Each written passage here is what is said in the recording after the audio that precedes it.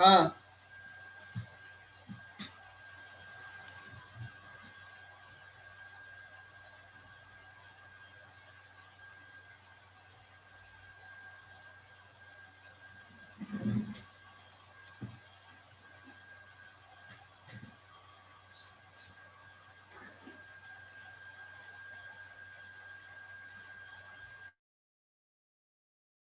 अकेले मित्रों के साथ या सामूहिक रूप से किया जा सकता है। इससे प्रभु के साथ आंतरिक संबंध और भक्तिपूर्ण वातावरण का निर्माण और मन सहज ही में ऊर्ध्वगामी हो सकता है। खतरे और सावधानियां। स्वाध्याय का उद्देश्य है मन को शुद्ध एवं उच्चतर चिंतन से भगवत साक्षात्कार के लिए समर्थ होना। इसलिए स्वाध्याय जितना आवश्यक है उतना ही ठीक है, अधिक नहीं। श्री रामकृष्ण कहते थे कि दूसरों को मारने के लिए ढाल तलवार की आवश्यकता होती है, परंतु अपने को मारने के लिए एक सुई ही पर्याप्त होती है। गुड। अच्छा, अब नंदन, हाँ, आप अपना फॉलो अप बोलिए और उसके बाद क्वेश्चन ले लो। कुंडू। हाँ महाराज, हाँ, वन मिनट।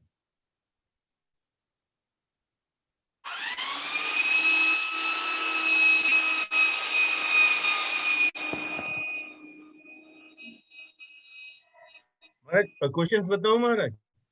नहीं पहले तुम थोड़ा सा बोले थे ना, फॉलो अप तो है। मैं हाँ, चाहता हूँ कि भाई जो होता है पीछे पिछली बार जो हुआ है उसका फॉलो अप हमने जीवन में कैसे किया, हमको क्या अनुभव हुआ, थोड़ा सा ये चीजें भी आना चाहिए। हाँ, महाराज I said the values we are discussing every week, not something which we did not know before. Even without conscious effort, we follow them in our daily life. We are generally content with what we have. We are not really envious of others or their possessions. We treat those around us with kindness.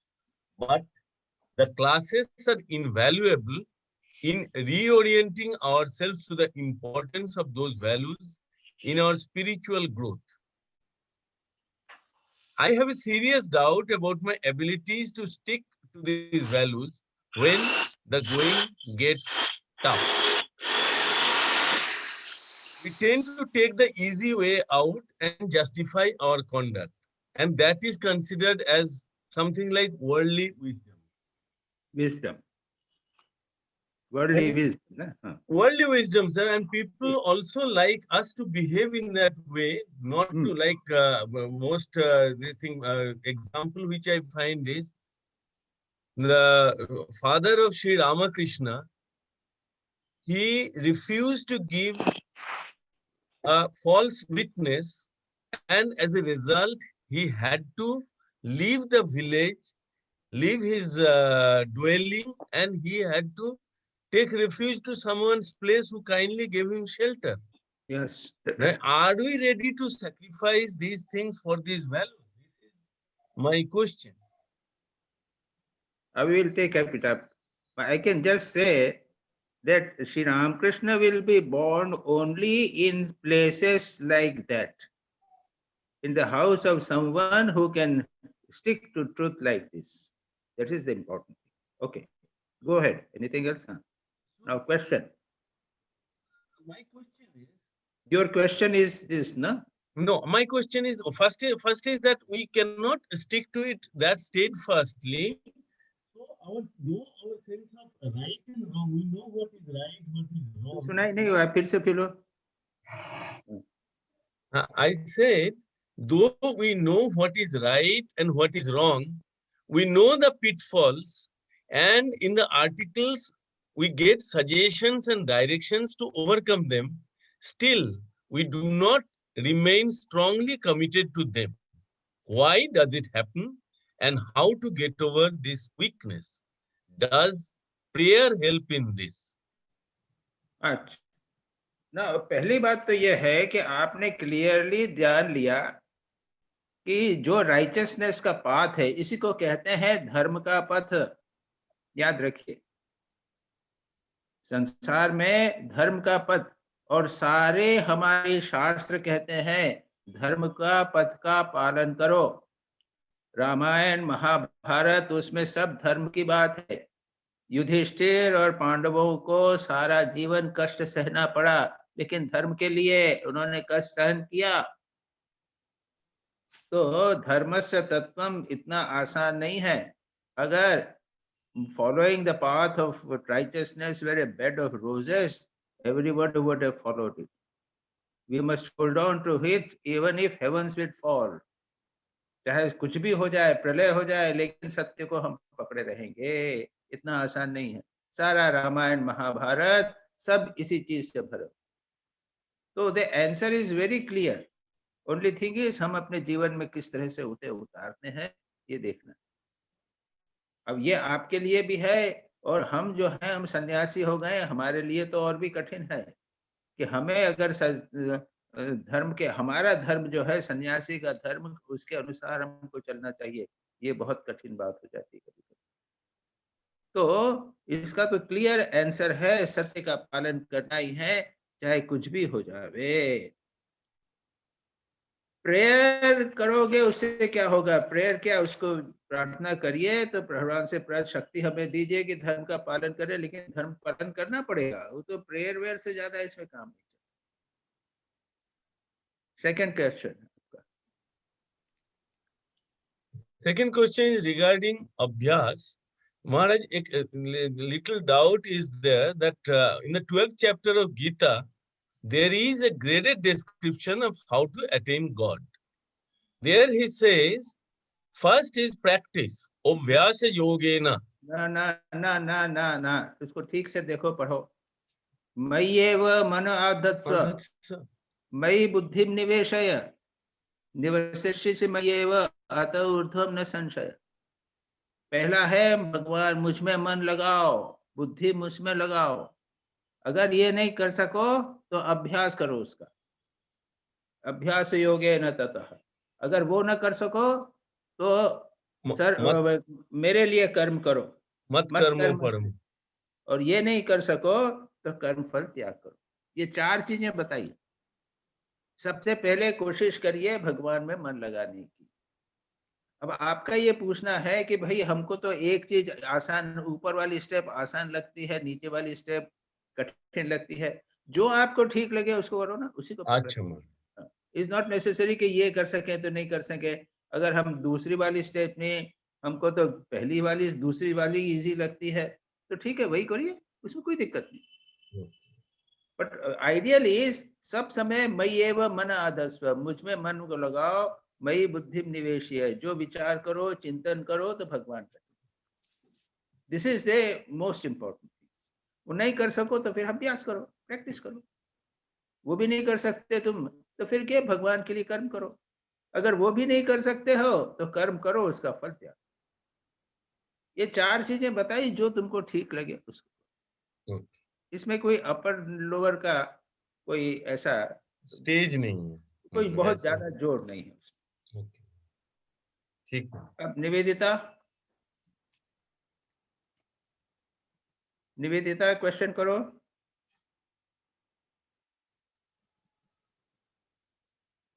मेरा पहला प्रश्न है किसी article के ऊपर।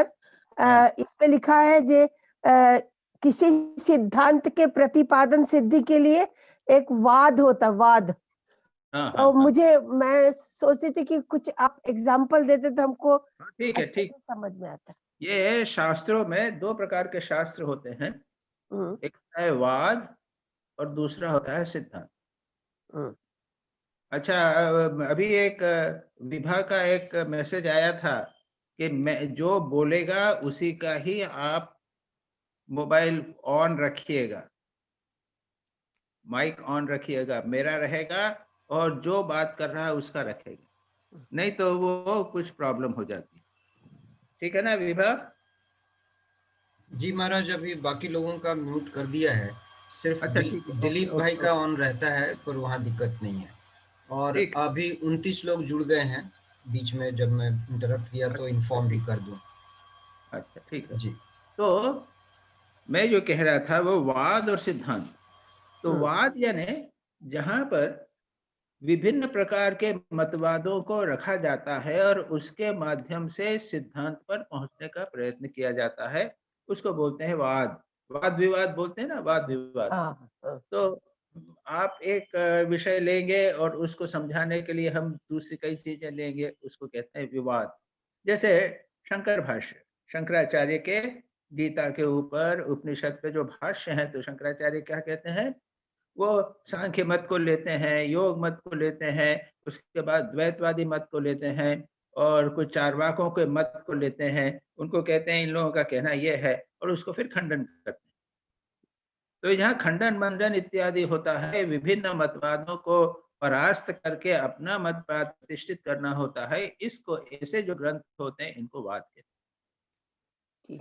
सिद्धांत में ये बात नहीं। जैसे विवेक चूड़ामणि, विवेक चूड़ामणि में प्रारंभ से ही बताया है कि आत्म तत्व क्या है और उसके लिए साधना की क्या जरूरत है, और उसके बाद में आगे जाके आत्म तत्व को पूरी तरह बताया। यहाँ पे वाद विवाद का कोई प्रश्न नहीं।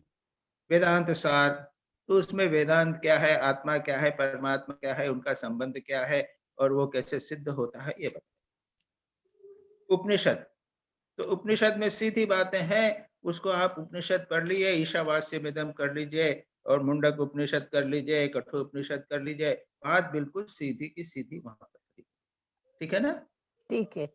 तो ये हुआ वाद और सिद्धांत। वाद और सिद्धांत। अब इस प्रकार से हम कह सकते हैं स्वामी विवेकानंद का साहित्य कहें तो एक प्रकार से कह सकते हैं कि वाद, यानी Swami Vivekananda necessity of religion, धर्म की आवश्यकता।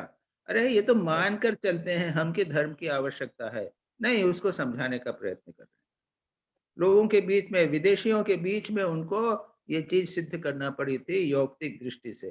तो एक प्रकार से कह सकते हैं, बिल्कुल डेफिनेटली, यानी कुछ जोर दे के मैं नहीं कर रहा हूं, लेकिन स्वामी विवेकानंद का साहित्य जो है मानो एक प्रकार से वाद है, और श्री रामकृष्ण का साहित्य सिद्धांत।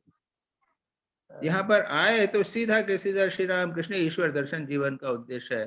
तो ईश्वर है कि नहीं है इसके चक्कर में श्री रामकृष्ण नहीं पड़ते, उसको सिद्ध करने का प्रयत्न नहीं करते, वो श्री रामकृष्ण सब कहते हैं, और कैसे करना उसके उपाय वे सीधे। तो ये हुआ वाद और सिद्धांत। ठीक है जी महाराज। हाँ श्री रामकृष्ण लीला प्रसंग, हाँ, here also with various arguments he establishes certain things, तो वो भी वाद होगा। एक प्रकार से दिया जाए तो वाद, यानी उसमें क्या है कि दोनों चीजें हैं, वाद भी है और सिद्धांत भी। बिल्कुल, कई बार क्या कहते हैं, वाटर टाइट कंपार्टमेंट करना बहुत कठिन हो जाता है। सेकंड क्वेश्चन, अगर हमारे साधना जीवन में मेडिटेशन का स्थान है तो उसके साथ स्वाध्याय का कितना महत्व है, और हम कैसे जानेंगे कि हम शास्त्र तृष्णा पे बढ़ रहे हैं कि अपने साधना में बढ़ रहे हैं? नहीं, ये दो थोड़ा प्रश्न अलग हुआ है क्या? हाँ, अलग अलग है। ऐसा है कि पहला प्रश्न तुमने ये कहा था कि मेडिटेशन को महत्व दिया है, तुमने 8 नंबर में 8 मार्क्स मेडिटेशन को दिए हैं, और पूछा है कि स्वाध्याय को कितने मार्क्स हैं।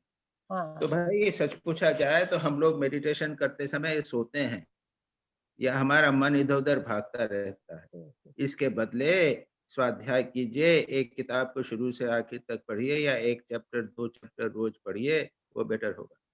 स्वामी ओंकारानंद जी प्रकांड विद्वान थे। स्वामी निश्रेषानंद जी पे थे, ये रामकृष्ण मिशन के प्रकांड विद्वान सन्यासी, खूब पढ़ते थे। और ओंकारानंद जी कहते हैं, अरे ध्यान में बैठे बैठे टाइम बर्बाद करने के बदले तुम शास्त्र पढ़ो, ये यहाँ तक कहते थे।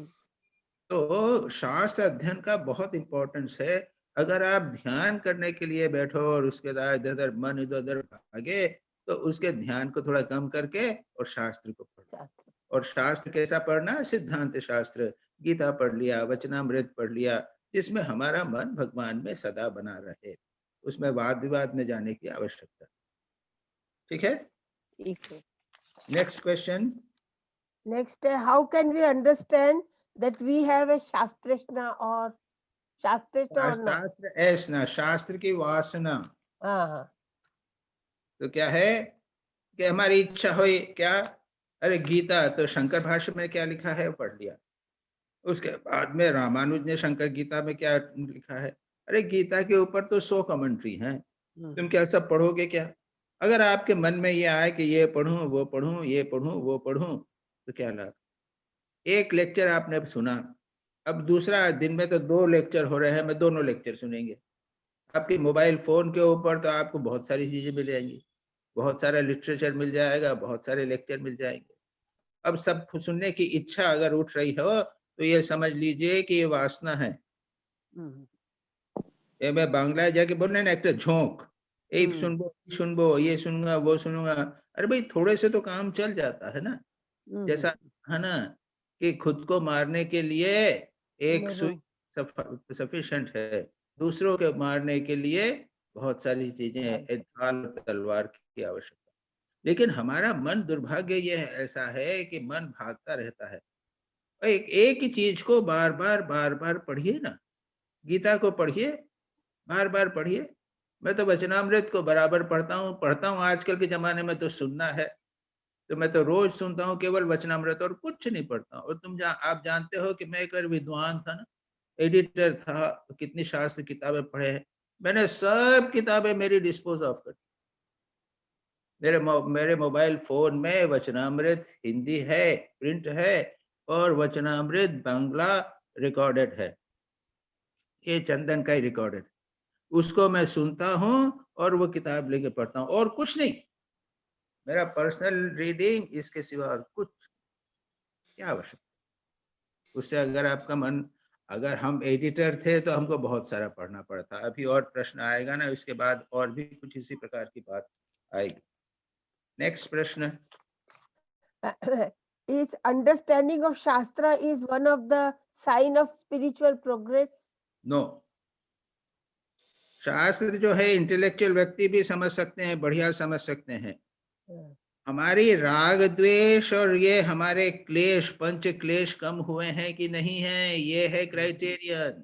पंच क्लेश याद रखिए, स्पिरिचुअल प्रोग्रेस का कार्टन ये नहीं है कि मैं शास्त्र पहले समझ नहीं सकता था अब समझ रहा हूँ। ठीक है, आपका इंटेलेक्चुअल डेवलपमेंट हो गया है, लेकिन इससे स्पिरिचुअल डेवलपमेंट हो सकता है ये नहीं। स्पिरिचुअल डेवलपमेंट, मन शांत हुआ है कि नहीं, राग द्वेष कम हुए हैं कि नहीं, ये नेगेटिव पार्ट जो है बहुत इंपॉर्टेंट। हमारे जीवन में हमने सत्य का आचरण हुआ है कि नहीं, हम अहिंसा, लोगों के प्रति बुरा विचार तो नहीं रखते हैं, बुरा किसी को कष्ट तो नहीं देते हैं, ये है जो इम्पोर्टेंट है। ध्यान कैसा हो रहा है, पहले 5 मिनट बैठते थे, अब 10-15 मिनट में मन मेरा एक स्थान पर बना रहता है, इधर उधर भागता नहीं है। ये these are the science of spiritual progress. ये it is not very important. राग तो ये अपने स्पिरिचुअल प्रोग्रेस से शास्त्र अध्ययन का अधिक इंपॉर्टेंस नहीं, पहले समझ नहीं पाते। ऐसा है कि धीरे धीरे हम साधना करते हैं तो थोड़ा तो क्लियरिफिकेशन होता जाता है। पहले जो चीज नहीं समझते थे अब समझने लग गए हैं, ये है, लेकिन उसको इतना इंपॉर्टेंस नहीं। चलो, in one Shyama Sangeet, हाँ वो Bhuvana आते Bulaili Ma, in that one word is there in Bengali, Kaki Mukha Acha Dini. तो जरा बांग्ला अच्छे बोलून तो ए सुबीर, तत्व गुणोत्रय काकी मुख अच्छा था नहीं, उसका तो है 3 गुणों के द्वारा, 3 गुणत्रय द्वारा आच्छादित। तो हमारे हिंदी तो ट्रांसलेशन में कुछ नहीं लिखा है, 3 गुणों के द्वारा तूने जीव की दृष्टि को आच्छादित कर रखा है और कुछ नहीं। ये बांग्ला काकी मुख आच्छादित अपना बांग्ला कोलोकियल আছে আমরা কেমন করে জানবো? ठीक है, सुबीर बोलते पारो? महाराज मैं भी नहीं बोल पाऊंगा, आपने जो बोला उसी को एक्सेप्ट करेंगे हम। हैं? I am not so good in Bengali. Okay मेरा ओके, बंगाली इतना अच्छा नहीं। ठीक है, छोड़ दो। इंडिया में पढ़े ना। I'll find out more. I'll find out. अच्छा ठीक है, काकी मुझे अच्छा दे बांग्ला ओरिजिनल बताओ। मैंने बांग्ला इंग्लिश ट्रांसलेशन और हिंदी ट्रांसलेशन दिया, उसमें कुछ नहीं कहा गया। उसके आगे एक और प्रश्न है। हाँ, ठाकुर उसी जगह पे कहते हैं कि ओंकार का साधन करने पर नाद भेद होता है। हाँ, हाँ, हाँ, अब ये नाद भेद भी जो है, उसके पहले जो भजन है उसके अंदर षट चक्र का वर्णन है। तो हाँ, ये नाद भेद भी जो है वो है ओंकार का साधन करते करते चक्रों से संबंधित है। अल्टीमेटली नाद भेद होता है, यानी शायद अल्टीमेट उच्चतम चक्र के ऊपर मन चला जाता है। Next next in our Gurudev's book, one on the first page only, we do not think that religion is opiate of the people. What is the meaning? अभी ओपिएट ऑफ द पीपल पहले जमाने में समझते थे कि धर्म के नाम पे भारत जो है वो गुलाम हो गया है। उनको है ना, धर्म करो, ये धर्म करो, किसी को ये मत करो, वो मत करो, कष्ट मत दो, ऐसे अपने विड्रॉ करके रहो। और रजोगुण नहीं तमोगुण, ग्रेजुअली धर्म के नाम पे तमोगुण बढ़ता चला जाता है। तो जैसे ओपियम पीने से ओपियम से मन हमारा डल हो जाता है, उस प्रकार से धर्म से भी हमारा मन डल हो जाता है, हम तमोगुणी हो जाते हैं। स्वामी विवेकानंद ने रजोगुणी धर्म दिया है, करो सेवा करो, सेवा करो, ये करो। तो ये जो है वो पुराने जमाने की बात थी, ये नए जमाने की बात यहाँ पे ये नहीं लागू नहीं होती। अच्छा, next in Sampragyat Samadhi, there are 4 types: Vitark, Vichar, Ananda, and Asmita. So my question is that these are the steps of Samadhi, or the sadhak can get any Samadhi on which he concentrates himself. नहीं समाधि, अनुगमात, अनुगम शब्द का अर्थ आता है अनुगमन करना। अनुगमात यानी उसका विचार का अनुगमन करने से समाधि होती है, वितर्क का अनुगमन करने से समाधि होती है। आनंद जो हो रहा है उस पे अगर लगाओगे तो आनंदागत समाधि हो जाएगी। तो 4 प्रकार की समाधियां, कई प्रकार की समाधि होती है। जिस जिस विषय पर आप मन को लगाओगे उसके अनुसार, अनुगमन का अर्थ है उसके अनुरूप तुम्हारी समाधि। Okay Okay. अब नेक्स्ट क्वेश्चन है आपका स्वाध्याय पे। मजुमदार, सुबीर। हाँ जी महाराज। हाँ, तुमने एक ही प्रश्न पूछा है। बोलता हूँ महाराज। हाँ, we know that reading anything other than a spiritual literature is not स्वाध्याय। मतलब सिर्फ स्पिरिचुअल रिलेटेड, आत्मा रिलेटेड ही स्वाध्याय है। But if we read Indian history और world history and western philosophy while relating it to our spiritual scriptures, is that non-spiritual reading? After all, Swamiji and various senior sadhus of our order have also read such books. ठीक है, लेकिन ठाकुर ने क्या कहा? ठाकुर तो उल्टा बोलते थे ना। ठाकुर तो बिल्कुल क्लियरली अगेंस्ट थे इसके। इतनी किताब करने की आवश्यकता। अगर किताबें बढ़ाना है तो हम कहते हैं आपने बाइबल पढ़ी कि नहीं पढ़ी? तो आप leave aside philosophy, leave aside Indian history, history की बात छोड़ो, बाइबल तो है, तो होली बाइबल है तो स्क्रिप्चर है। सूफी संतों की लाइफ क्यों नहीं पढ़ते? सेंट फ्रांसिस को पूरी कर दे, ओमनीबस सेंट फ्रांसिस मैंने पढ़ी है, पूरा सेंट फ्रांसिस की लाइफ और उनके उपदेश और सब के सारी की सारी बड़ी किताब वो भी पढ़ते हैं तो महाराज जी। ऐसा है कि स्पिरिचुअल लिटरेचर भी बहुत वास्ट है। अगर पढ़ना चाहा तो स्पिरिचुअल लिटरेचर ही इतना है कि बस पढ़ते ही चले जाओगे। हम लोग अभी चैतन्य महाप्रभु को पढ़ रहे हैं, तो बाप रे, चैतन्य महाप्रभु की जो जीवनी चैतन्य चरितामृत है तो कितना बड़ा है। उसका हिंदी इंग्लिश ट्रांसलेशन और वो भी एब्रिज ट्रांसलेशन वगैरह पढ़ रहे हैं। कोई लिमिट नहीं है, पढ़ने की कोई लिमिट नहीं है। उसके बाद में आप अपने मन से उसको इसके साथ रिलेट करिए, वो रिलेट कर दिए। एक जीवन में, एक स्पिरिचुअल लाइफ में हमारे एक टाइम आता है जब ये चीजें हम पढ़ सकते हैं। But once you settle down, why do you read all this? जैसा मैंने कहा ना, मैंने बहुत पढ़ा है, एडिटर के रूप में बहुत पढ़ा है, अरे मैंने कहा ना, सेंट फ्रांसिस ऑफ असिसी पढ़ा है, बाइबल पढ़ा है, क्या क्या सब पढ़ा है। अब मैं कुछ नहीं पढ़ इतना सब पढ़ने की आवश्यकता नहीं है। पॉइंट इज कि हमारा मन जो है वो चंचल है, इसलिए हमको ये चाहिए वो चाहिए वो चाहिए, सेटिस्फाई नहीं होते। लेकिन अगर आप सेटिस्फाई हो जाएं, प्योरली स्पिरिचुअल हो जाएं, तो कोई दिक्कत नहीं। फिर मेरा एक आर्टिकल तुम लोग पढ़ा होगा, 2 मोड्स ऑफ बीइंग, पढ़ा है ना? है ना, पढ़ा होगा तुमने? जी जी। तो उसमें मैंने डिस्कस किया है, एक एक्सट्रोवर्ट मोड होता है और एक इंट्रोस्पेक्टिव मोड।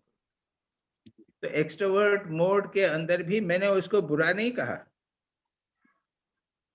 तो एक्सट्रोवर्टिक मोड में एक एक मैन आदमी है तो धर्म का काम करता है, प्रचार करता है, सेवा करता है, ये सब करता है। इंट्रोस्पेक्टिव मोड में ये सब कम होता है, धीरे धीरे धीरे कम होता चला जाता है, कम होता चला है। उसके बाद में केवल ध्यान जप लेके आदमी रहता है। उसी प्रकार लिटरेचर के बारे में भी बताया, उसमें मैंने एक टेबल बनाया, उसमें देखना इंट्रोस्पेक्टिव मोड क्या होता है, एक्सट्रोवर्टिव मोड क्या होता है, और both are part of religion. Remember, they are not against religion, they are part of religion. Religion में भी स्वामी विवेकानंद और श्री रामकृष्ण में कितना डिफरेंस। श्री रामकृष्ण एक जगह ही रहे, स्वामी विवेकानंद सारी दुनिया में घूमे, इतने लेक्चर दिए उन्होंने। प्रेमानंद जी ठाकुर के अपने शिष्य थे, तो उन्होंने ज्यादा कुछ पढ़ा बढ़ा नहीं। लेकिन अशोकानंद जी उनके पास आते थे तो उनको कहते थे तुम ये पढ़ो, वो पढ़ो, वो पढ़ो, वो पढ़ो, इतना सब पढ़ने को सब बोलते थे। क्यों? वे जानते थे कि अमेरिका में जाएगा, यहाँ पे प्रचार करेगा, और वहां पे उनको बड़े बड़े विद्वानों के साथ उसको जूझना पड़ेगा। He must know all these things. So these both things are there. One has to be very careful to decide himself what to do, what not. अपने लिए सोच लो। अब कुछ लोग हैं, जैसे मैंने कहा, मैं खुद ही जानता हूँ, इस ग्रुप में भी कुछ लोग हैं, तो वो एक लेक्चर दूसरा लेक्चर, ये किताब वो किताब पढ़ते रहते हैं। ओके, लेकिन अगर आपको इन डीप गहराई में जाना होगा तो इन सबको कम करके एक साधना पद्धति, एक स्क्रिप्चर, उसको लेके पकड़ के रहना। ठीक है? धीरे कम करना है? इसका मतलब धीरे धीरे कम करते जाना पड़ेगा। हाँ, ये डिसाइड करो आप, धीरे धीरे कम करते जाना पड़ेगा। जी जी। दिलीप भाई आइए, आपके क्वेश्चन। लास्ट टाइम के क्वेश्चन चला है। लास्ट टाइम के क्वेश्चन जी, गो फॉरवर्ड। महाराज, the first question was the aim of Ramakrishna Mission is service to mankind. What they do in case of flood, earthquake, and drought, and also in Daridra Narayan ki seva, we go forward in service. How can we realize God in that case? Because we will be strict to service. आपका ये मानना है कि ये service से God realisation नहीं होगा, यही है ना आपका प्रमाण? हाँ जी। मैं आपसे ये प्रश्न पूछता हूँ कि मंदिर में आप पूजा करते हो, उससे भगवान का गॉड रियलाइजेशन होगा क्या? मंदिर में पूजा, मूर्ति की पूजा करने से गॉड रियलाइजेशन होगा? प्रश्न का उत्तर दीजिए। जरूरी नहीं है? जरूरी नहीं। अच्छा, कहीं पे भी बैठ के हम रियलाइज कर सकते गॉड को।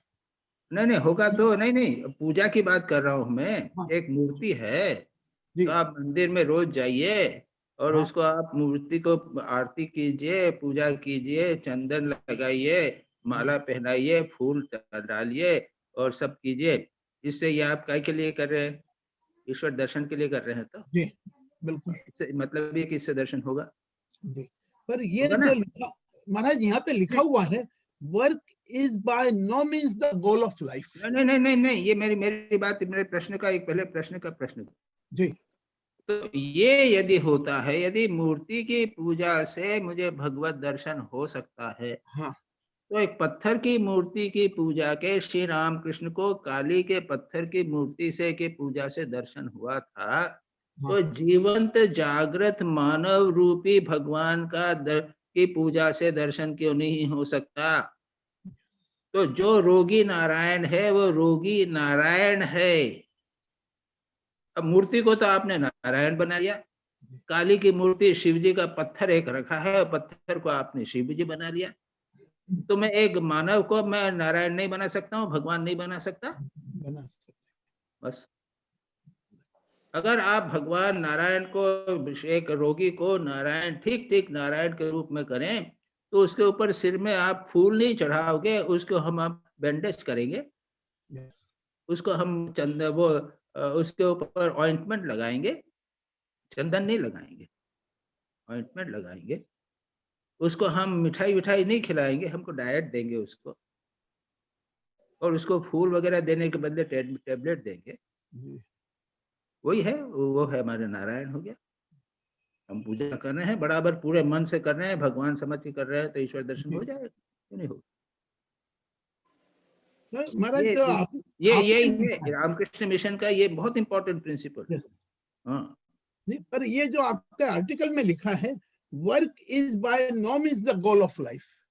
क्या है वर्क? देखो हाँ, मैं, तुमने आपको वर्क, फर्क पड़ रहा है। ये वर्क नहीं है, ये वर्कशिप है, वर्शिप है। नहीं, यहाँ पे वर्क लिखा हुआ था। ना, जो आपने कहा है ना कि रोगी नारायण की सेवा, हाँ, रोगी नारायण की सेवा जो है, ये रोगी नारायण मान के करेंगे तो इट इज वर्क नहीं, it is not work, it is worship.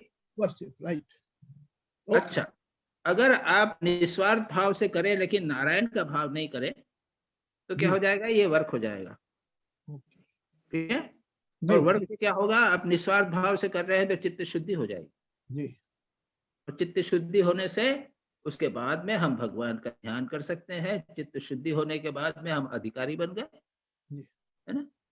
निस्वार्थ भाव से कर्म करना चित्त शुद्धि का बहुत इंपॉर्टेंट उपाय है। और चित्त शुद्ध होने पर हम ध्यान कर सकते हैं, भगवान का नाम ले सकते हैं, वो एक साधन बन जाता है। लेकिन अगर रोगी को नारायण करते हैं तो डायरेक्ट बात हो जाता है, केवल साधन नहीं।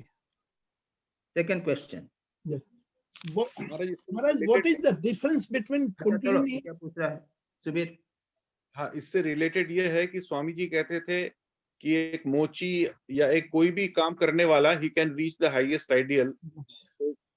तो वो कैसे होता है? जैसे एक मोची काम कर रहा है, जैसे संत रविदास जी थे, तो how did they reach the highest ideal from there view point, from their work? ये है कि फर्स्ट ऑफ ऑल जो कर्म करते थे उसमें 100% वो डेडिकेशन था, उनका चित्त शुद्धि हो गया था, दे बिकेम अधिकारी।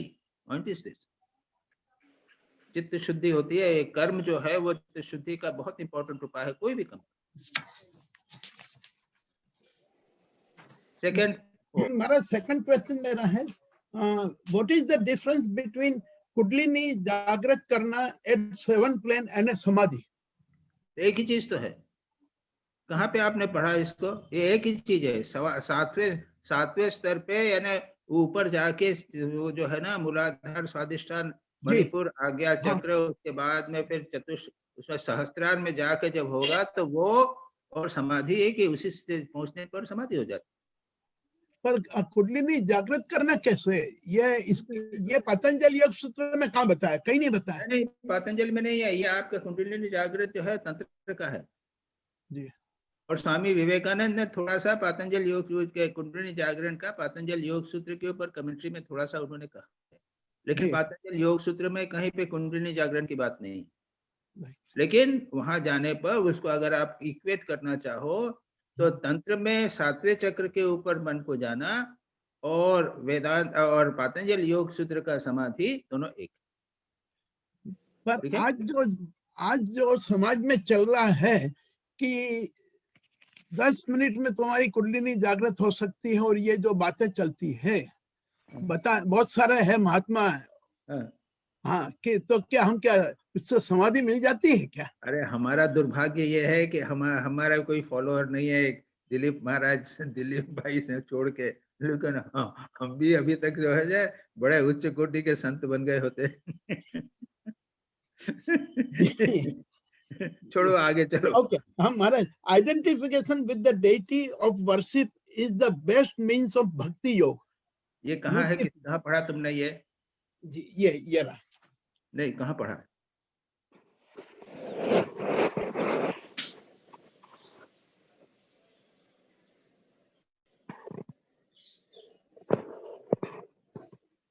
ये तो क्या है कि ठाकुर ने क्या किया था, वो अपने माँ काली को और अपने उसको साथ में मूर्ति के साथ में ठाकुर एक हो गए। वो तो ध्यान की परिस्थिति में धीरे धीरे हम इष्ट के साथ में विलीन होते चले जाते। छोड़ो दिलीप भाई, जैसे छोड़ो छोड़ो,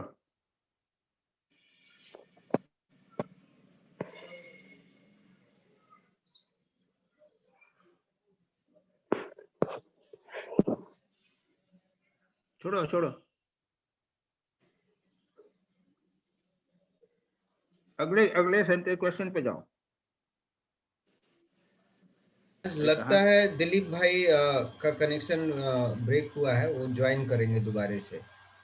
अच्छा अच्छा, जी नहीं है तो एक सेकंड, दिलीप भैया हैं तो, दिलीप शाह भाई तो हैं। ये मेरे को देना। जी महाराज। हाँ हाँ आ गए। हाँ यस आई एम देयर। ये बोलिए। है आपके आर्टिकल में है, identification with the deity of worship is the best means of भक्ति। उसके पहले क्या है? ये हाँ कौन सा उससे पहले है, मैं पढ़ रहा हूँ। First is image worship, the next is vocal worship performed by hymns and chanting of the name of God. Better still is mental worship. अच्छा, यस, और उसके ऊपर एक है। भक्ति के 3 लेवल बताए। हाँ बाह्य पूजा, दूसरे बात है वार्षिक पूजा, स्तोत्र इत्यादि का पाठ करना, तीसरा है मानसिक पूजा, सोहम पूजा उत्तमोत्तमा, ये वो श्लोक का होना है। हाँ, श्लोक। प्रथमा प्रतिमा पूजा जप स्तोत्रादि मध्यमा, उत्तमा मानसी पूजा, सोहम पूजा उत्तमोत्तमा, ये प्रसिद्ध श्लोक है। सबसे पहले है हम देवी को, परमात्मा को बाहर मूर्ति में पूजा करते हैं। दूसरा है स्तोत्र जप इत्यादि करते हैं। तीसरा है वो सब नहीं करते हैं, मनी मन उनका ध्यान करते हैं। और चौथी स्थिति उच्चतम स्थिति होती है जब हम उनके साथ एक रूप हो जाते हैं। अरे संसार में भी तो आप अपनी पत्नी से पहले मिले थे, उसके बाद विवाह हुआ, उसके बाद में दूर रहे, और अंत में क्या होता है, मैं और मेरी पत्नी एक हो गए, होता है कि नहीं? जी जी। बस ये 4 है, प्रथमा प्रतिमा पूजा जप स्तोत्र आदि मध्यमा जी। उत्तमा मानसी पूजा, मानसिक पूजा है वो श्रेष्ठ है, और अंत में हम उसके साथ एक हो जाते। जी चलो next question. Swami Atiswaranand ji has said later he sees the supreme reality not only in his own chosen ideal and in all the divine incarnation but also in living ये being. तो level है, ये साधना के level है। नहीं, what is how we can see in all living beings?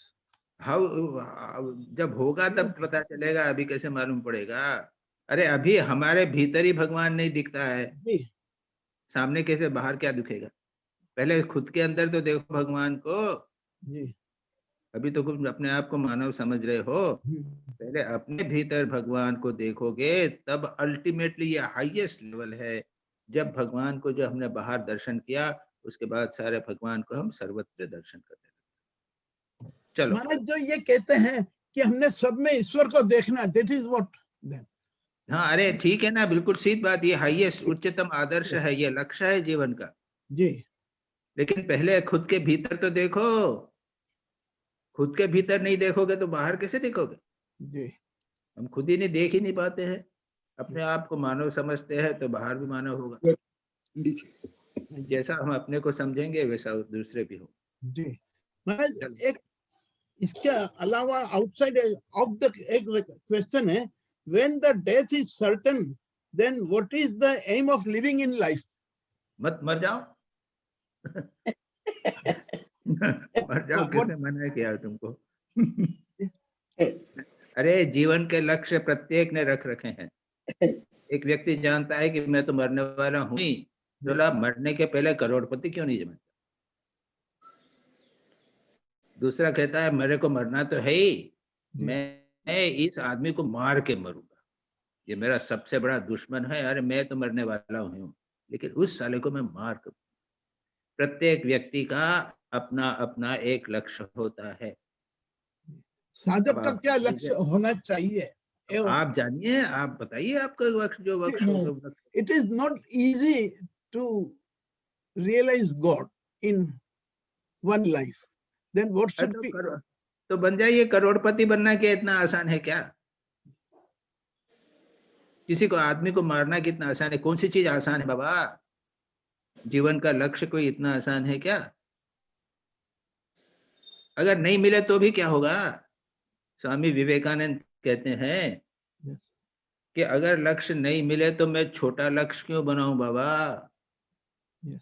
Shri Ramakrishna Swami ji कहते हैं कि अगर मुझे भगवान नहीं मिले, अगर श्याम नहीं मिले तो श्यामा से लेके शादी कर लूं क्या? मैं तो श्याम को चाहता हूँ, कृष्ण को चाहता हूँ, कृष्णा को नहीं चाहता, कृष्णा के साथ प्रेम करके और मैं मर नहीं जाता। वेरी डिफिकल्ट है तो क्या हुआ? उसके क्या मतलब है कि नीचे उतर जाए हम? That is not correct. जी महाराज, वैराग्य पे मेरा सवाल है, भक्ति योग में मैं हिंदी में ले लो ना एक के बाद एक। हाँ, अब वो कंप्लीट, अब मैं हिंदी में आ रहा हूँ। ठीक है ठीक है। भक्ति योग में जो वस्तु का उपयोग होता है उसे त्यागने को वैराग्य कहते हैं, तो फिर क्या भक्ति मार्ग द्वारा ईश्वर प्राप्ति नहीं हो सकती? भक्ति मार्ग से डायरेक्टली ईश्वर प्राप्ति है, वहां पे वैराग्य का प्रश्न नहीं उठता। जी। भगवान से भक्ति कीजिए, अपने पास अपने आप सब चीजें अपने आप छूट जाएंगी। ठीक ठीक भगवान से प्रेम कीजिए, आप देखेंगे सब छूट जाएगा, बड़ी आसानी से छूट जाएगा। आपका बिजनेस छूट जाएगा, अपना लॉ सब छूट जाएगा, ऑडिटिंग सब छूट जाएगा भगवान से प्रेम करने पे। वैराग्य अपने आप हो जाएगा, हमको आपको बताना नहीं पड़ेगा। ठीक ठीक प्रेम कीजिए, वैराग्य अपने आप हो जाएगा। नहीं, अब मेरा सवाल इसमें यह है कि जब मूर्ति पूजा करते हैं, हम ठाकुर के टेम्पल में जाते हैं, वहाँ पूजा होती है, वो पुष्प से होती है, माल्या से होती है, वनिता से होती है, सो तो लिखा हुआ ये संपूर्ण विरक्त वैराग्य है। नहीं नहीं, ऐसा है कि जब भगवान, भक्ति का अर्थ है भगवान से प्रेम करना जी, और ये चीजें तो छोटी मोटी चीजें हैं, ये तो भक्त खुद ही उसके छूट जाते हैं। श्री राम कृष्ण करते थे तो उनके हाथ पे वो, उन्होंने कहा कि मैं जप करूंगा, क्योंकि माला लेके उन्होंने जप करने लगा, अरे हाँ कर पाता हूँ, और 1 मिनट में छूट गया, उनके हाथ से माला पड़ गिर गई और समाधि में लीन हो गए। तो अपनी उनकी जप छूट गया था, पूजा कर ही नहीं पाते थे। तो भगवान में अगर प्रेम होगा तो ये जितनी पूजा के आडंबर इत्यादि हैं ये अपने आप छूट जाए। जब तक नहीं होंगे तब तक बने रहेंगे। तो भक्ति मार्ग में ये चीजें ऑटोमेटिकली स्वाभाविक रूप से हो जाती हैं, उसमें कोई दिक्कत नहीं। प्रसंख्यान प्रश्न है। विवेक की दृढ़ता अथवा सिद्ध व्यवस्था को प्रसंख्यान कहते हैं का अर्थ क्या है? प्रसंख्यान एक टेक्निकल वर्ड है, हाँ, पतंजलि योग सूत्र का, उसको प्रसंख्यान यानी वैराग्य में प्रतिष्ठित होना, उसको प्रसंख्यान जी, केवल नाम है जी। चलिए, हिमालय के साधु। हाँ जी, जो साधु हिमालय में या जंगलों में रहते हैं, उन्हें वो वशीकार वैराग्य का अनुभव कैसे हो सकता है? क्योंकि यहाँ पे ये कहा गया है वास्तविक वैराग्य, वशीकार वैराग्य तो वो है जब तेजपूर्ण मन एवं इंद्रियों के रहते विषयों के उपस्थित होने पर भी मन में कोई विचलन न हो, न त्यागने की इच्छा हो, न ग्रहण करने की। तो हिमालय में जो साधु हमारे रहते हैं उनको ये कहाँ अनुभव होता है?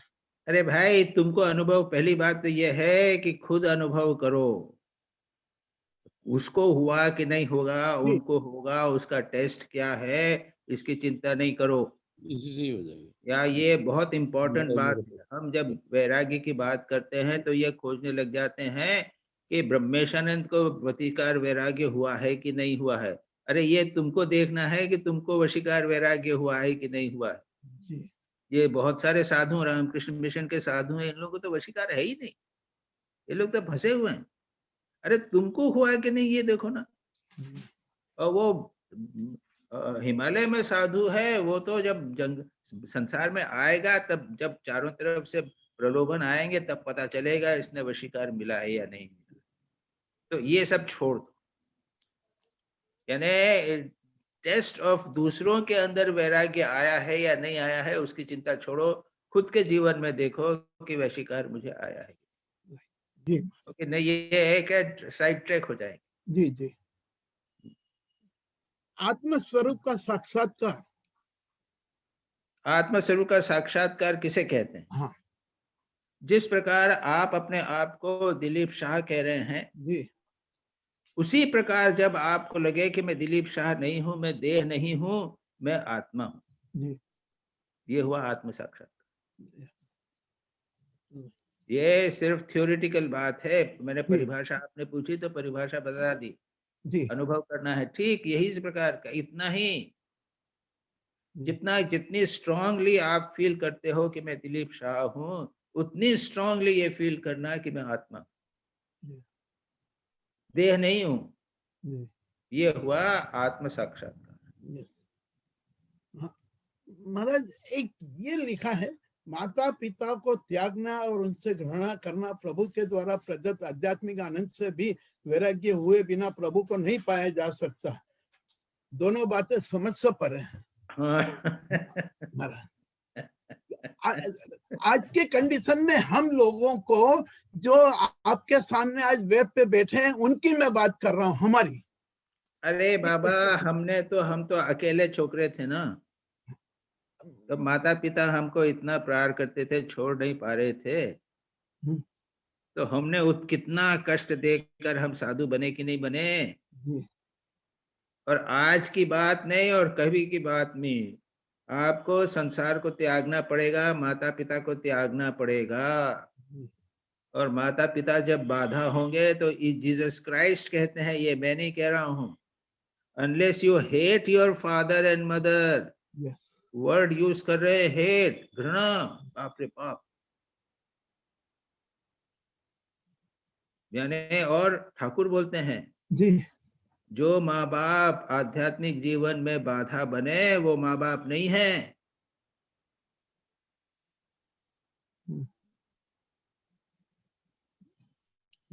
माता पिता का स्थान सबसे ऊपर है, लेकिन उसके भी ऊपर भगवान का स्थान है, याद रखो जी। भगवान के लिए ही माता पिता को त्याग किया जा सकता है, उसके सिवा और किसी काम के लिए भगवान माता पिता को त्याग नहीं किया जा सकता।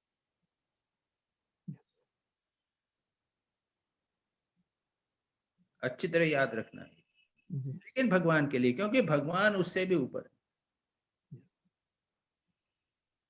और उसके बाद होता क्या है, वो पुनः जब आप नीचे आते हो तो माता पिता को स्वीकार करते हैं जी। माता पिता में भगवान को देखते हैं, जिन चीजों को छोड़ा था उनको फिर स्वीकार किया जाता है, लेकिन बिल्कुल परिवर्तित रूप। तो ये है फिलॉसफी। दूसरी बात क्या कहा है उन्होंने, कहा एक और चीज है, और क्या त्यागने की बात है, आध्यात्मिक जीवन में जो आनंद प्राप्त होगा, साधना में आनंद प्राप्त होगा, ये भी एक प्रकार का बॉन्डेज है, एक प्रकार की सूक्ष्म वासना है, एक प्रकार का सूक्ष्म बाधा है जी। तो इसको भी स्थापना पड़ता है। घृणा करना प्रभु के द्वारा प्रदत्त आध्यात्मिक आनंद से भी वैराग्यवान हुए बिना प्रभु को नहीं पाया। भगवान भी देते हैं, प्रलोभन देते हैं जी। ये आध्यात्मिक स्पिरिचुअल प्रैक्टिसेस में है, सब जगह है, ये पतंजलि योग सूत्र में भी है, कई जगह पे है। ये सूक्ष्म आनंद हमारे मन में आता है, उसको भी पार करके केवल भगवान में मन को लगाए रखना, तब वो उसको आपको लक्ष्य प्राप्त होता है। जी। और वो जो लक्ष्य प्राप्त होता है ना, हाँ, वो जो है, जो आनंद पाया है उससे असंख्य गुना अधिक है। जी। यानी आप थोड़े से आनंद में फंस गए, एक गुड़ को टेस्ट कर रहे हैं, अरे वहां पे रसगुल्ला बना हुआ है, बढ़िया बढ़िया मिठाई है, लेकिन गुड़ है, आपको गुड़िया आपको अच्छा लगता है, मेरा तो ये हाल है कि रोज खाने के समय गुड़ नहीं हो तो मेरे को खाना चलता नहीं है। महाराज लिखा है संसार की सभी वस्तुएं भय संकुल है, इस प्रकार की भावना करने से वैराग्य होता है। हाँ, उसके बाद में क्या है, अगला है। नहीं, इसी के अंदर कंटिन्यूएशन में है, हाँ। संसार की सभी वस्तुएं भय संकुल है, इस प्रकार की भावना करने से वैराग्य होता है। हाँ, तो ये वैराग्य क्या है कि ये संसार की चीजों में दोष दर्शन, ये भी आएगा ना, आगे है ना, जी लोगों वस्तुओं में दोष दर्शन करना है। हाँ तो जैसे आपको आयुर्वेदिक डॉक्टर बताएगा, मेडिकल डॉक्टर बनाएगा, देखो ये खाना नहीं, मिठाई नहीं खाना, इससे पेट जी खराब हो जाएगा, हाँ बार बार कहना पड़ता है, तब बात मन में एक बार जब बैठ जाती है तो हम मिठाई को छोड़ देते हैं। उसी प्रकार संसार के जितने प्रलोभन हैं उनमें दोष दर्शन देना पड़ता है, इसमें डर है, इसमें बंधन है, जी इसमें कहीं न कहीं फंसने का समस्या है। ये बात बार बार अपने दिमाग पे बैठाना, ये बहुत इम्पोर्टेंट है, ये वैराग्य का बहुत इम्पोर्टेंट है। वैराग्य का अर्थ ये है संसार के वस्तुओं में दोष देखना, उनसे भय देखना। ये भय का तो वो श्लोक है ना, रोगे भोगे रोग भयम कुले च्युति भयम वित्ते नृपालाद भयम। वैराग्य शतक में यह प्रसिद्ध है, संसार की जितनी वस्तुएं हैं उनके पीछे किसी न किसी प्रकार का भय है। भोग किया तो रोग लगेगा, अगर आप किसी से प्रेम करेंगे तो विरह की समस्या हो जाएगी, अगर आप नाम यश प्राप्त करेंगे तो आपके पीछे जो है लोग बदनामी करने वाले रह जाएंगे, धन धन करेंगे तो वो धन चला जाएगा इत्यादि। ये प्रत्येक संसार की वस्तु के पीछे भय है, ये वो भर्तृहरि का वैराग्य शतक में प्रसिद्ध श्लोक जी उसी को मैंने यहाँ पे कहा है। कई भावनाएं हैं, भय भावना है, फिर उसके बाद में रोग की भावना है, उसके बाद में बंधन की भावना है। वो देखोगे वैराग्य के आर्टिकल में ये भावनाएं विद्यमान, जी यही बोल रहे हो ना? हाँ जी यही है जी। ठीक। हाँ, अब मेरा नेक्स्ट सवाल है महाराज, विद ऑल ड्यू रिस्पेक्ट, अब माँ शारदा के बारे में। हाँ ये बहुत विद ऑल ड्यू रिस्पेक्ट, एक तरफ माँ शारदा हमारी तारनहार है और दूसरी तरफ नारी को पतित कहा जाता है, ये पूरा लिखा हुआ है। नारी को पतित नहीं, नारी को नरक की खान कहा जाता हाँ हाँ, पतित से भी ज्यादा नरक की खान। है, नारी नरक की खान। हाँ, तो ये क्या है यानी आज, और दूसरी ओर माँ शारदा की आप पूजा कर रहे हो, जी हाँ, तो ये पैराडॉक्स क्यों? तो श्री रामकृष्ण के पास में स्वामी तुरानंद जी, हरि भाई आए थे, हरि युवक हरि आए थे। वो कहते हैं मैं नारी को घृणा करता हूँ, आध्यात्मिक जीवन में सबसे बड़ी बाधा है हमारे जीवन में, सन्यासी के जीवन में नारी, उसको मैं घृणा करता हूँ। श्री रामकृष्ण ने क्या कहा, अरे पागल, नारी को घृणा करेगा तो उनके चक्कर में ही फंसेगा, उन्हीं के द्वारा तू पतित होगा। नारी को जगदम्बा का रूप देख, तो जितनी नारी हैं वो माँ शारदा की रूप हैं, माँ शारदा को पूजा करते हैं, जितनी नारियां हैं वो शारदा की रूप हैं। ये पुराने जमाने कहा था नारी नरक की खान, श्री रामकृष्ण ने उसको बदल दिया, जितनी नारियां हैं वो भगवती हैं, भगवान की रूप। ये रामकृष्ण मिशन का मोस्ट वेरी इंपॉर्टेंट उपाय, और नहीं तो फंसेंगे। नारी को अगर आप निंदा करेंगे, उसको नरक की खान मानेंगे, उसे पतिता मानेंगे, पतित करने वाली मानेंगे, तो वही चक्कर में सावधान रहिए। नारी हैं, भगवती हैं, माँ शारदा का रूप है, इसका मतलब नहीं है कि उनके साथ में घूमते फिरोगे, दूर रहो, लेकिन घृणा मत करो। Is a very very important principle. हो गया जी। एक जीवन में खेद, शोक अथवा निराशा के कार्य कैसे करना, ये क्या है, ये पढ़ो तो, मेरे को नहीं समझ में आया ये प्रश्न। अगर तुमको मिलता है कि मेरे नोट्स में तो देखो।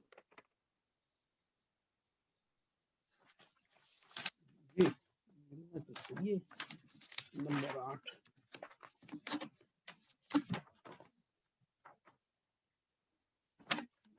नहीं मिला इसमें मेरा महाराज। नहीं मिला ना, वो मेरे को समझ में नहीं आया मैं किस कॉन्टेक्स्ट में कहा। चलिए फिर मैं नहीं, अब महाराज ये बताता हूँ, ये रहा, हाँ। दिस इज इन अभ्यास। हाँ, क्या है? देखो एक मिनट, ये लिखा है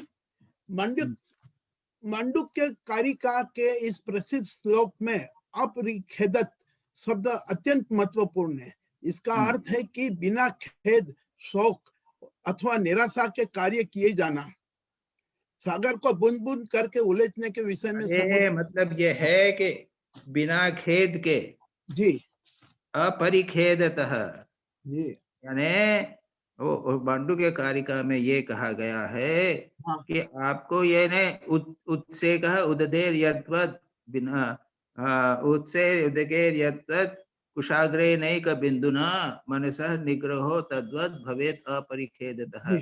जिस प्रकार समुद्र को एक तिनके के बूंद से, एक तिनका लिया और उसे बूंद से निकाल निकाल के पानी फेंकोगे, कितना कठिन है। समुद्र को क्या खाली कर सकते हो? सारे जन्म लग जाएंगे। फिर भी ऐसा कठिन काम मन को निग्रह करना भी उसी प्रकार का है, फिर भी उसे करना चाहिए बिना खेद के। ये मीनिंग है, बिना खेद के, बिना दुख के, बिना डिप्रेस हुए। यानी मन को निग्रह करना इतना कठिन है, very difficult, and yet you have to do. Depress नहीं होना, अरे इतने दिन किया मैंने, ध्यान किया, मेरा मन तो एकाग्र नहीं हुआ, कुछ नहीं, अरे जन्म जन्मांतर लग जाएंगे फिर भी मैं करता रहूं जी। This is what is called, and that is what we realise in our life every day, कि रोज बैठते हैं और रोज दिखती है दुनिया जब जब करने बैठते हैं। जो भी हो चले रखना नहीं, मतलब ये है कि साधना में किसी प्रकार का डिप्रेशन नहीं आना जी, दैट इज द पॉइंट। और ये आखिरी क्वेश्चन है मेरा, विषयों के दोष देखना एवं विचार द्वारा उन्हें दृढ़ता से अपने मन में बैठाना। ये ऑलरेडी हो गया, डिस्कस हो गया।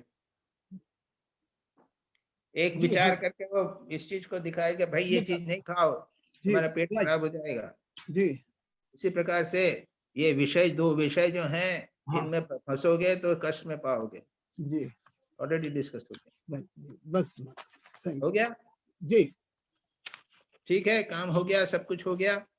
दिलीप, अब मैं संजय बोल। महाराज मेरा भी एक प्रश्न है। कौन?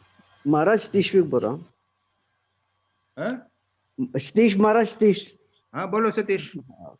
महाराज आपने कहा ईश्वर को प्रेम करें, ईश्वर को तो हमने देखा नहीं, उसको कैसे प्रेम करें? अरे दूसरा प्रश्न, तुम तो शादी हो गई ना, तुमको शादी हो गई है, इसके तुमको पता नहीं है, लेकिन पहले जमाने में तो मोबाइल फोन भी नहीं हुआ करता था और फोटो भी नहीं हुआ करता था, बातचीत सुन सुन के मोहब्बत हो जाया करती थी। सुन सुन के भी होता है। भगवान के बारे में आपने सुना तो है ना, भगवान इतने अच्छे हैं, भगवान में इतने गुण हैं, करुणामय हैं, प्रेममय हैं, सुंदर रूप है। अरे आपको तो फोटो भी तो मिल जाता है, कृष्ण का फोटो, राम का मिल गया, कितना सारा काली का मिल गया, इतना हो गया। देख देख के तो हमने देखा नहीं है, लेकिन फोटो तो देखा है, उनके बारे में सुना तो है, सुन सुन के ही प्रेम हो जाता है। अरे संसार में अगर प्रकार का हो जाता है तो भगवान के लिए क्यों नहीं होगा? तो ये ऐसी आवश्यकता नहीं है कि भगवान को देखना ही पड़ेगा तब प्रेम होगा। भगवान को सुनकर, ये सारा लिटरेचर यही है, श्रीमद् भागवत यही है। इतना साहित्य क्यों कहा गया, इतना क्यों डिस्क्राइब किया गया है? केवल इसलिए कि भगवान में हमको प्रेम हो, सुन सुन के फिर प्रेम हो जाता। दूसरा प्रश्न हमारा ये है कि आपने कहा सोहम उत्तम पूजा है, सोहम उत्तम पूजा है। तो ठाकुर तो कहा करते थे कि हम जो संसारी लोग हैं, व्यस्ती में रहते हैं, तो सोहम भाव में जो है नहीं रहना उचित नहीं है। नहीं होगा, नहीं होगा, वो उत्तम पूजा है, वो लक्ष्य है, वो क्या है कि पूजा नहीं है, वो है लक्ष्य हो जाता है, तो वो हम प्राप्त नहीं कर सकते। अभी बाकी नीचे के लेवल पे, 3 लेवल पे रहिए, वो अल्टीमेटली प्राप्त होगा। उसको उत्तम पूजा होते हुए भी हम उत्तम अधिकारी नहीं हैं, हम अधम अधिकारी हैं तो हमारे लिए तो बाह्य पूजा ही काफी है। अरे स्वयं ठाकुर ने भी बाह्य पूजा की थी ना, राइट। और स्तोत्र किए थे, भगवान का ध्यान किया था। बस उसी लेवल पे रहिए, उत्तम पूजा की बात छोड़ दीजिए। उसका भाव तो कभी कभी कर सकते हैं। भाव कर लो, हम्म, जरूर कर सकते हो, भाव जरूर कर सकते हो, इसमें कोई बात नहीं।